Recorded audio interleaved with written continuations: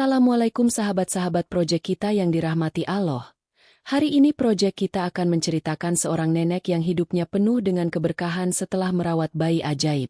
Namun sebelumnya saya sarankan untuk menuliskan sholawat Nabi Muhammad agar kelak sholawat ini menjadi saksi untuk mendapat syafaat di akhirat.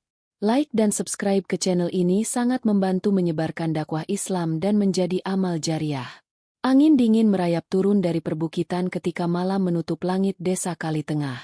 Di bawah cahaya bulan yang pucat, seorang lelaki muda berjalan tergesa menyusuri pematang sawah. Di dadanya terdekap bayi kecil yang dibungkus kain tipis, menangis lirih, seolah tahu dirinya sedang ditinggalkan oleh darah dagingnya sendiri. Langkah lelaki itu terhenti di depan sebuah masjid tua yang sudah tak digunakan bertahun-tahun. Bangunannya hampir roboh. Catnya mengelupas, dan lantainya dipenuhi daun kering. Lelaki itu menatap langit sejenak. Wajahnya tegang, keringat dingin membasahi pelipis meski udara begitu menusuk. Ia berlutut, meletakkan bayi itu di sudut serambi, lalu berbisik dengan suara gemetar. "Maafkan aku, nak, aku tidak sanggup." Tanpa menoleh, ia berlari menjauh, menghilang dalam gelap. Tangis bayi kecil itu semakin pelan. Nyaris tak terdengar, hanya didengar angin dan dinding tua masjid yang diam. Di tempat lain, seorang nenek renta bernama Sari sedang memungut ranting-ranting kering di pinggir kebun belakang rumah. Setiap malam ia mencari kayu bakar untuk besok pagi, karena hidup sendiri membuatnya harus kuat meski tubuhnya sudah rapuh. Malam itu, langkahnya tertahan saat angin membawa suara aneh, seperti tangisan halus. Tangisan yang seakan memanggil.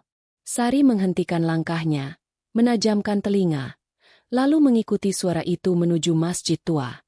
Ketika sampai di sana, ia melihat sosok mungil tergolek di serambi, tubuhnya menggigil, bibirnya membiru. Innalillahi, siapa yang tega? Dengan gerak terburu-buru, ia menyelimuti bayi itu dengan selendang kumalnya, lalu membawanya pulang. Dalam remang pelita minyak, Sari menatap wajah bayi itu lama sekali. Ada sesuatu yang berbeda. Matanya jernih, kulitnya bersinar lembut, dan begitu didekap, hangat menjalar ke sekujur tubuh sang nenek. "Namamu Amar," bisik Sari. "Semoga Allah menjadikanmu cahaya dalam hidupku yang sepi ini." Di luar, langit tetap gelap, tapi di gubuk kecil itu, cahaya baru mulai tumbuh. Sebuah takdir sedang bergerak pelan-pelan, membawa keajaiban yang belum pernah disangka siapapun di desa Kali Tengah.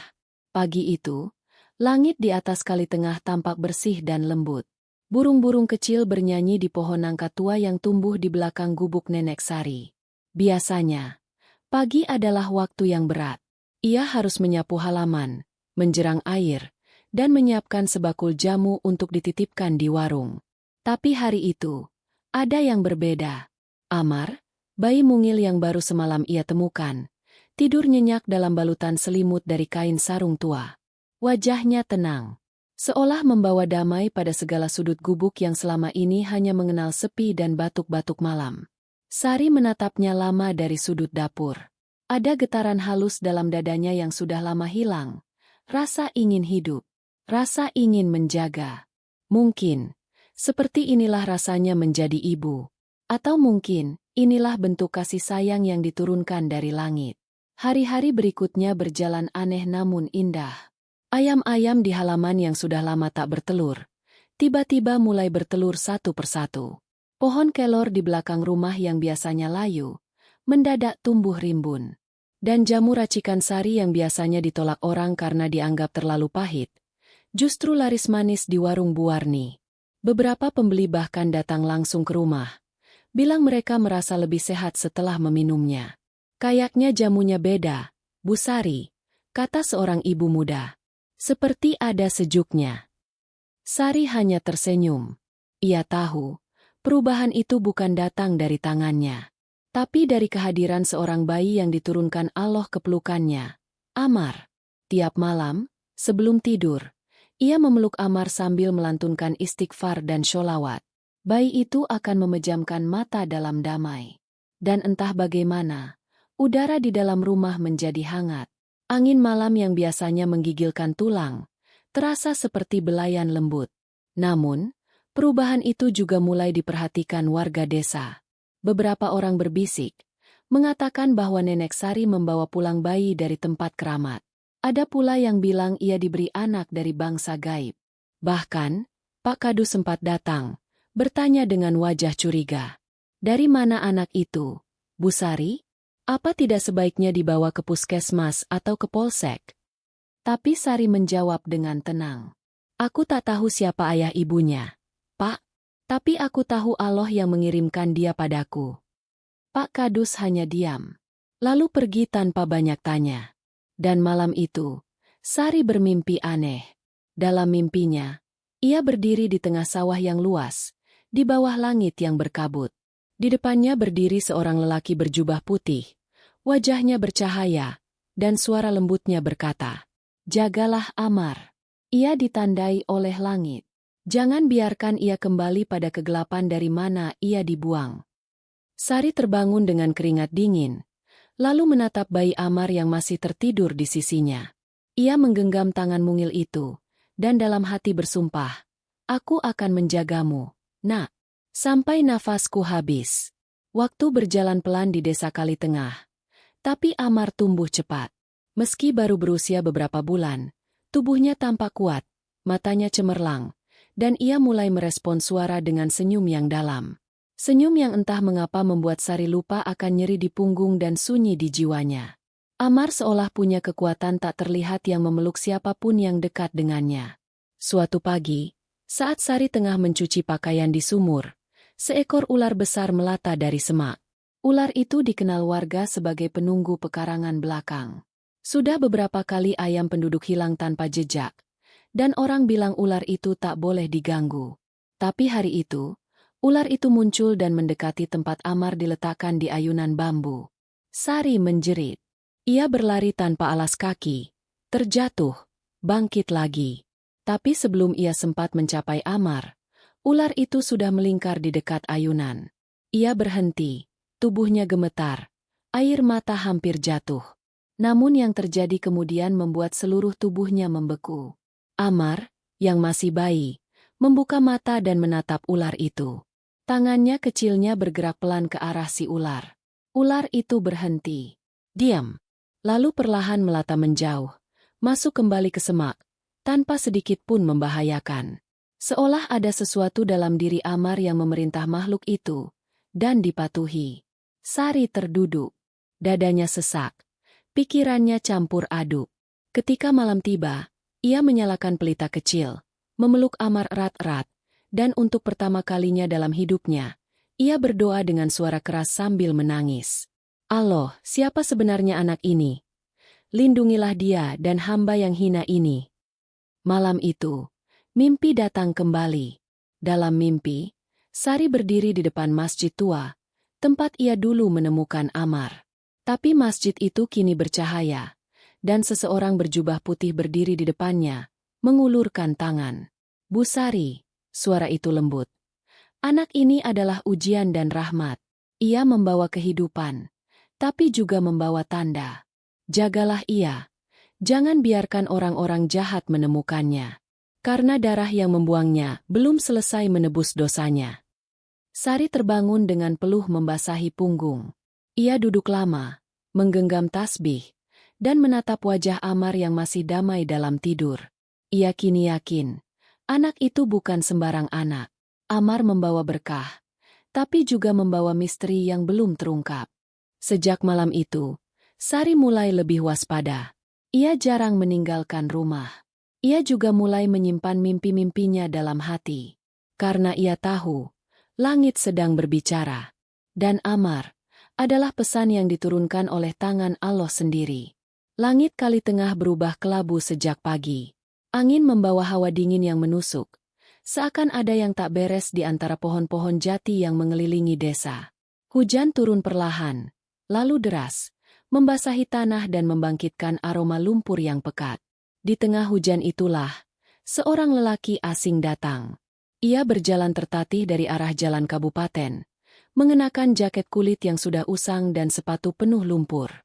Wajahnya tirus, matanya sayu, seperti seseorang yang sudah lama tak tidur damai.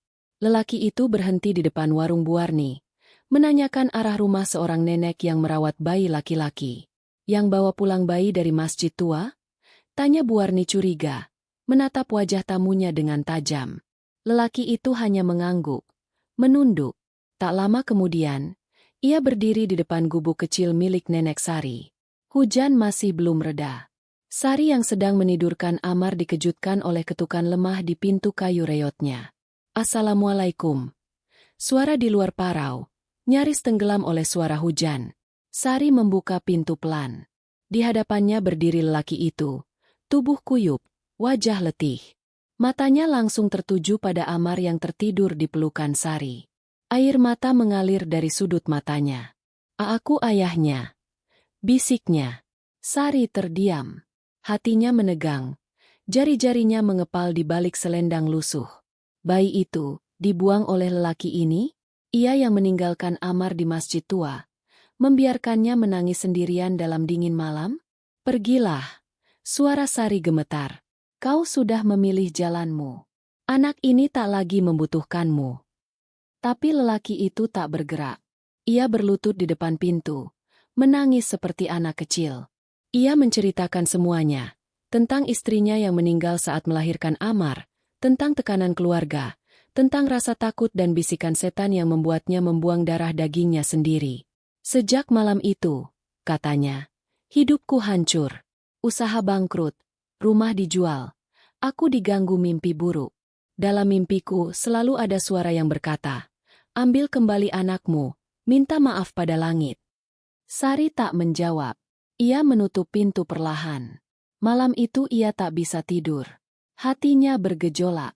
Amar adalah bagian dari dirinya sekarang, tapi ia juga bukan siapa-siapa. Dan malam itu pula, mimpi datang kembali. Sosok berjubah putih berdiri di bawah pohon beringin besar. Suaranya lebih tegas kali ini. "Maafkanlah dia, tapi jangan serahkan Amar. Ia belum layak menanggung cahaya itu." Ketika Sari terbangun, ia tahu apa yang harus dilakukan. Pagi harinya, lelaki itu terbaring di ruang depan, menggigil. Tubuhnya panas, matanya memerah, tubuhnya seperti diserang demam yang aneh. Sari menjerang air, meracik ramuan, lalu menyuapinya perlahan. Ia tahu, lelaki ini belum selesai menebus dosanya. Tapi Allah tak menyuruh untuk membenci. Sari akan merawatnya, sebagaimana ia merawat anak yang ditinggalkannya. Dan di luar, Amar tertawa pelan dalam tidurnya. Pagi di Kali Tengah kembali cerah setelah 3 hari hujan berturut-turut. Tanah masih basah, udara segar, dan kabut tipis menggantung di atas ladang singkong. Di dalam gubuk kecil itu, suara tangisan bayi dan batuk-batuk ringan lelaki asing menjadi nada yang saling bersahutan. Lelaki itu belum pergi. Ia masih terbaring lemah di atas tikar pandan. Sari merawatnya tanpa banyak bicara. Hanya sesekali menatapnya dari sudut mata dengan perasaan rumit yang tak bisa dijelaskan. Amar tetap berada dalam pelukannya. Tak pernah jauh sedetik pun. Ia tak ingin mengambil risiko, sebab mimpi-mimpi yang selama ini ia simpan mengajarkan satu hal. Amar bukan anak biasa. Pagi itu, ketika hendak memandikan Amar, Sari memerhatikan sesuatu yang membuat jantungnya berdegup keras. Di telapak tangan kanan Amar, muncul guratan samar. Awalnya tampak seperti bekas lipatan kulit biasa, tapi setelah didekati, guratan itu membentuk huruf-huruf halus menyerupai lafaz Allah. Sari tercekat. Ia mencium tangan mungil itu dengan mata berkaca-kaca. Ia tahu bahwa ini bukan kebetulan. Sejak awal Amar hadir bukan sekadar titipan, tapi juga pesan. Cahaya yang dikirim untuk membuka hati-hati yang tertutup oleh kelam. Kabar itu menyebar perlahan. Dari satu mulut ke mulut lainnya.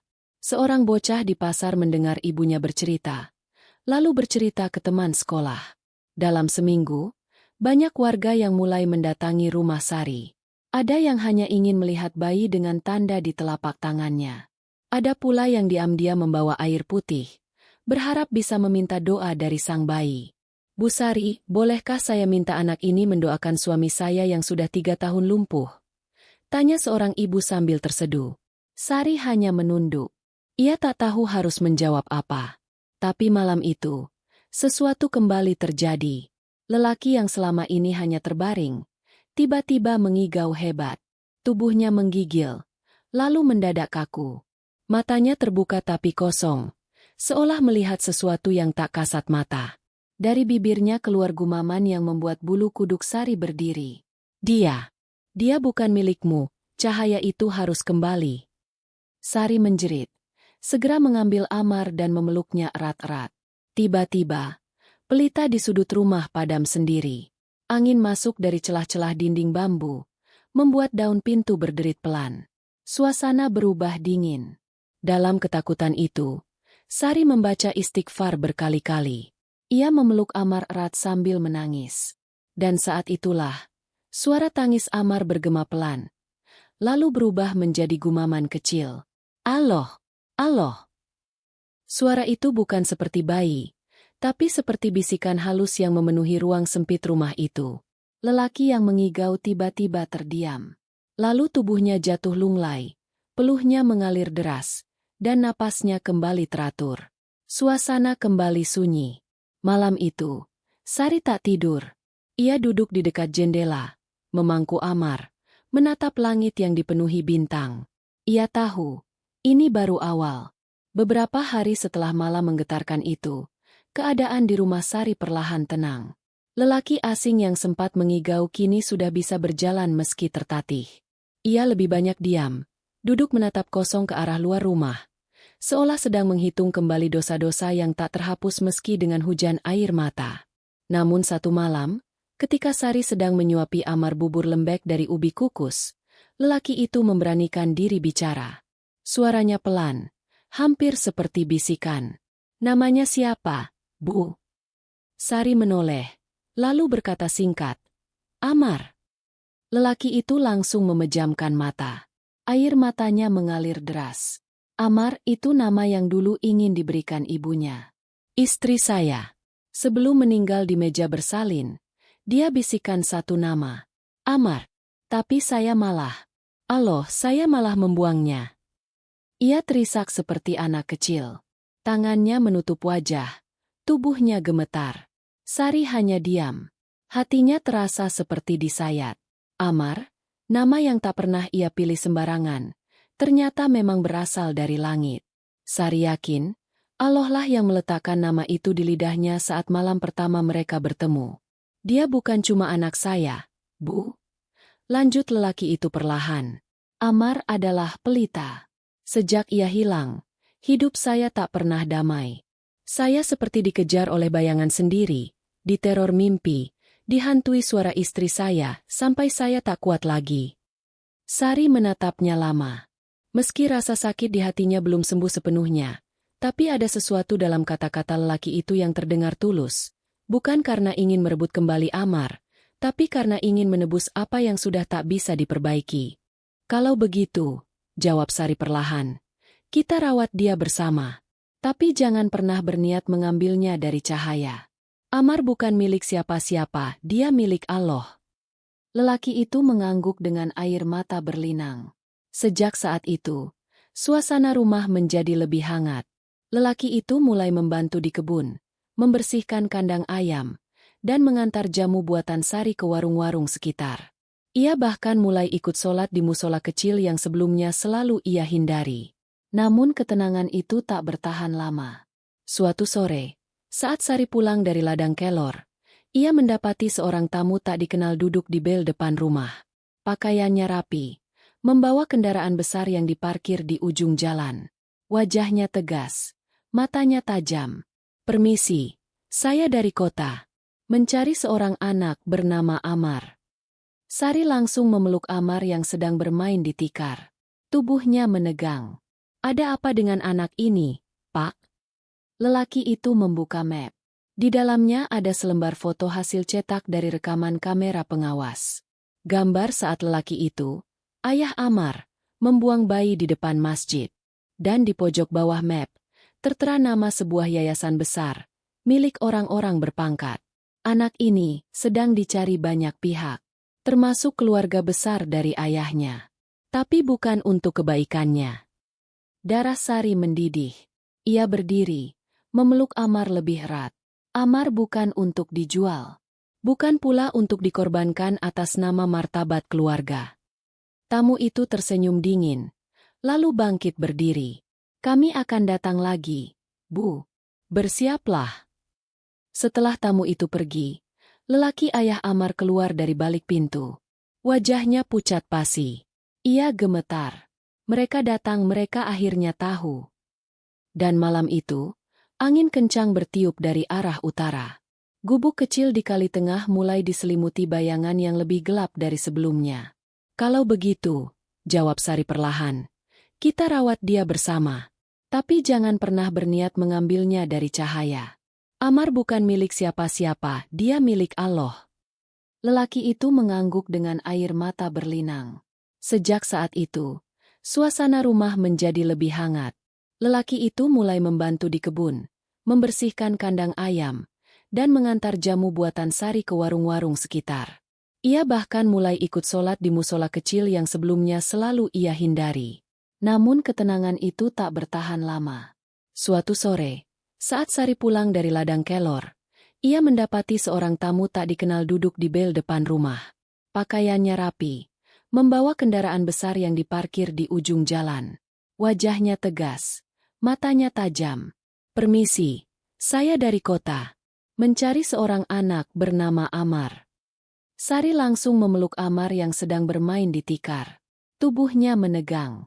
Ada apa dengan anak ini, Pak? Lelaki itu membuka map. Di dalamnya ada selembar foto hasil cetak dari rekaman kamera pengawas. Gambar saat lelaki itu, ayah Amar, membuang bayi di depan masjid. Dan di pojok bawah map, tertera nama sebuah yayasan besar, milik orang-orang berpangkat. Anak ini sedang dicari banyak pihak, termasuk keluarga besar dari ayahnya. Tapi bukan untuk kebaikannya. Darah Sari mendidih. Ia berdiri, memeluk Amar lebih erat. Amar bukan untuk dijual. Bukan pula untuk dikorbankan atas nama martabat keluarga. Tamu itu tersenyum dingin, lalu bangkit berdiri. Kami akan datang lagi, Bu. Bersiaplah. Setelah tamu itu pergi, lelaki ayah Amar keluar dari balik pintu. Wajahnya pucat pasi. Ia gemetar. Mereka datang, mereka akhirnya tahu. Dan malam itu, angin kencang bertiup dari arah utara. Gubuk kecil di kali tengah mulai diselimuti bayangan yang lebih gelap dari sebelumnya. Angin dari utara berembus tak biasa. Udara desa Kali Tengah menjadi lebih dingin dari biasanya. Bahkan ayam-ayam enggan keluar dari kandang saat fajar. Kabut tebal menyelimuti sawah, dan suara jangkrik terdengar putus-putus seperti tercekik sesuatu yang tak kasat mata. Sari tak bisa tidur malam itu. Sejak tamu dari kota datang membawa map penuh ancaman, hatinya dicekam cemas. Amar tidur lelap dalam pelukannya. Wajahnya bersinar damai, seakan tak ada badai yang mengintai di balik sunyinya malam. Tapi di luar sana, bahaya mulai mengetuk. Lelaki yang dulu membuang Amar, kini tidur di sudut rumah, tapi tubuhnya terus berguncang dalam mimpi buruk. Ia mengigau, menyebut nama-nama asing, menyebut tempat, menyebut orang-orang berseragam, menyebut satu nama yang membuat Sari kembali duduk terpaku, Haji Burhan. Itu nama yang dikenal warga Kali Tengah sebagai orang terpandang dari kota, pemilik yayasan, pengusaha tanah, dan orang yang tak segan menghapus siapapun yang menghalangi jalannya. Orang bilang, Haji Burhan punya ilmu hitam yang dilumuri uang, dan jika ia menginginkan sesuatu, ia akan datang diam-diam dan mengambilnya tanpa jejak. Esoknya, warga mulai melihat perubahan di ujung desa. Jalan tanah yang biasa lengang kini sering dilalui mobil-mobil asing. Beberapa orang berpakaian rapi menanyakan rumah seorang nenek tua dan bayi laki-laki. Mereka tak pernah lama di satu tempat. Tapi tatapan mereka menyapu, mencatat, dan mengunci. Sore itu, Sari memutuskan membawa Amar pergi ke masjid tua, tempat ia pertama kali ditemukan. Ia duduk di sudut ruang yang gelap, hanya diterangi cahaya matahari senja yang menembus lubang di atap. Amar berada dalam gendongan, tenang seperti biasa. Tapi di dalam hati Sari, badai bergemuruh. Allah, jika memang anak ini bukan untukku, ambillah ia dengan cara MU. Tapi jika engkau menitipkannya padaku, maka kuatkanlah langkahku. Jangan biarkan tangan-tangan gelap mencuri cahaya ini. Tiba-tiba, dari arah belakang, terdengar langkah pelan. Sari menoleh. Seorang lelaki tua berdiri di sana. Jubahnya putih, sorbannya lusuh tapi bersih, dan wajahnya penuh kedamaian. Anak itu harus dijaga di tempat yang tak bisa dilihat manusia biasa, ucapnya tanpa memperkenalkan diri. Sari tak menjawab. Ia hanya menatap lelaki tua itu dengan dada berdebar. Waktu kalian di Kali Tengah tinggal 3 malam. Lanjutnya. Setelah itu, yang datang bukan hanya manusia, tapi makhluk-makhluk yang dibayar dengan darah. Siapa Anda? Bisik Sari. Aku hanya penjaga, jawabnya. Dan aku sudah menunggu anak ini sejak sebelum ia lahir. Namanya bukan sekadar nama. Amar dalam bahasa langit. Berarti, yang membawa perintah. Malam itu, ketika Sari pulang ke rumah, ia mendapati sesuatu yang membuat kakinya lemas. Di depan pintu rumahnya, tergeletak seekor ayam jago hitam, lehernya digorok, dan di bawahnya terselip secari kertas bertuliskan huruf merah. Kembalikan yang bukan milikmu, atau kalian semua akan hilang bersama waktu. Sari merapatkan selendangnya. Ia menatap ke dalam rumah. Menatap Amar yang tertidur tenang. Ia tahu, 3 malam yang tersisa akan menjadi malam-malam penentuan. Dan malam pertama telah dimulai. Malam pertama datang seperti janji yang ditepati kegelapan. Langit di atas Kali Tengah tak lagi bersinar. Awan menggulung hitam meski tak turun hujan. Angin berhenti, dan udara menjadi pengap. Di kejauhan, lolongan anjing menggema dari arah kuburan desa. Sari menyalakan pelita.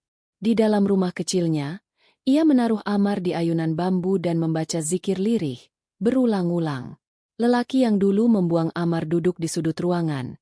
Wajahnya pucat, tangan gemetar menggenggam tasbih. Kalau mereka datang malam ini, kita harus ke masjid tua, bisik lelaki itu. Hanya di sana mereka tak bisa menyentuhnya. Sari mengangguk, tapi sebelum mereka sempat melangkah, suara pintu diketuk perlahan. Tok, tok, tok. Tak ada salam. Tak ada suara. Hanya ketukan pelan. Tapi dalam ritmenya terselip niat buruk. Sari memeluk Amar erat. Ketika pintu dibuka sedikit, angin dingin menyelinap masuk. Tak ada siapa-siapa di luar. Tapi di tanah, tertinggal jejak telapak kaki. Besar, bersisik, dan bersilang 3 seperti cakar. Malam itu, suara-suara ganjil terdengar dari atap. Bambu rumah bergetar, dan pelita berkedip padam menyala. Lelaki itu mulai membaca ayat kursi keras-keras. Sari memeluk Amar dan menangis dalam diam. Malam pertama berlalu, tapi sisa 2 malam berikutnya lebih berat. Malam kedua, desa mulai kacau. Beberapa warga melihat sosok berjubah hitam berkeliaran di tepi ladang. Ada yang menyaksikan anak-anak mereka tiba-tiba kerasukan dan menyebut nama Amar dengan suara tua yang bukan milik mereka. Di rumah Sari, lelaki asing itu jatuh sakit lagi. Tubuhnya panas tinggi, dan ia kembali mengigau. Kali ini menyebut nama Haji Burhan berulang-ulang, memohon ampun, dan meminta agar bayi itu dijauhkan dari dosa-dosanya. Sari tak kuat lagi menunggu. Menjelang subuh, ia menggendong Amar, mengikatkan kain panjang di punggung, dan keluar rumah menuju masjid tua. Di sana, lelaki tua berjubah putih sudah menunggu. Ini malam terakhir, ucapnya. Apa yang harus kami lakukan? Tanya Sari. Serahkan Amar padaku. Hanya untuk malam ini. Ia akan dibawa ke tempat di mana cahaya bisa tumbuh tanpa terganggu bayangan. Sari menggigil. Tapi ia tahu, ini bukan manusia biasa. Lelaki ini bukan penduduk desa. Bukan pula makhluk dunia. Ia adalah penjaga, yang disebut dalam mimpi-mimpinya, dalam bisikan langit yang membimbing langkahnya sejak malam Amar ditemukan. Dengan berat hati, Sari menyerahkan Amar. Lelaki itu menyelimuti sang bayi dengan kain putih, lalu menghilang di balik tiang masjid, seolah ditelan udara. Malam ketiga, Kali Tengah seperti diliputi kabut pekat. Haji Burhan dan rombongannya datang, diam-diam, menaiki mobil-mobil hitam yang berhenti tanpa suara. Mereka menuju rumah Sari, hanya untuk mendapati rumah itu kosong. Haji Burhan mengamuk. Ia memerintahkan orang-orangnya membakar rumah. Api menyala, tapi tak menjilat apapun. Dinding bambu tetap utuh. Atap jerami tak terbakar. Mereka panik. Salah satu dari mereka berteriak dan lari, melihat bayangan hitam besar berdiri di tengah jalan, bermata merah. Tak seorang pun dari mereka keluar dari kali tengah malam itu. Pagi menjelang. Di masjid tua, Sari bangun dari sujudnya. Lelaki berjubah putih berdiri di sampingnya, menggendong Amar yang tersenyum cerah. Cahaya ini telah ditanamkan pada tempat yang benar. Tak ada lagi yang bisa menyentuhnya. Apakah aku masih boleh merawatnya? Tanya Sari. Sudah menjadi ibunya di dunia. Tapi kelak, cahaya ini akan menunjukkan jalannya sendiri. Lalu lelaki itu menghilang dalam cahaya lembut yang tak menyilaukan mata. Tahun-tahun berlalu. Amar tumbuh menjadi anak cerdas, lembut tutur katanya, dan setiap kali menyentuh orang sakit, tubuh mereka menjadi hangat dan ringan. Tak ada yang tahu pasti apa yang dibawa Amar, tapi warga Kali Tengah percaya, desa mereka diselamatkan bukan oleh ilmu, bukan pula oleh senjata, tapi oleh seorang bayi yang dulu dibuang ayahnya lalu dipeluk bumi, dan dijaga langit. Dan Sari, sang nenek tua, tetap duduk di beranda rumah barunya. Kini lebih kokoh, lebih terang, namun penuh ketenangan yang tak pernah bisa dibeli dengan dunia. Cerita ini mengajarkan bahwa Allah bisa menitipkan keberkahan dalam wujud yang tak disangka, bahkan dari seorang bayi yang dibuang. Di balik luka, ada cahaya. Di balik kehilangan, ada jalan pulang. Amar bukan hanya anak kecil, tapi cerminan kasih sayang Allah yang mampu mengubah gelap menjadi terang. Sebagaimana firman Allah dalam Al-Quran, boleh jadi kamu membenci sesuatu, padahal itu baik bagimu. Dan boleh jadi kamu menyukai sesuatu, padahal itu buruk bagimu. Allah mengetahui, sedang kamu tidak mengetahui. Quran Surat Al-Baqarah 216. Cerita ini adalah fiktif, disusun dengan gaya nyata agar kita bisa mengambil hikmah dan pelajaran hidup darinya. Nama, tempat, dan tokoh adalah rekaan, bukan berdasarkan kisah nyata secara langsung. Terima kasih telah menyimak cerita ini sampai akhir. Jika kamu suka dengan cerita-cerita seperti ini, silakan tinggalkan komentar, like, dan subscribe untuk mendukung kisah-kisah inspiratif lainnya. Dukunganmu sangat berarti untuk kelanjutan karya seperti ini. Semoga cerita ini menyentuh hati dan menambah iman. Barakallahu fikum.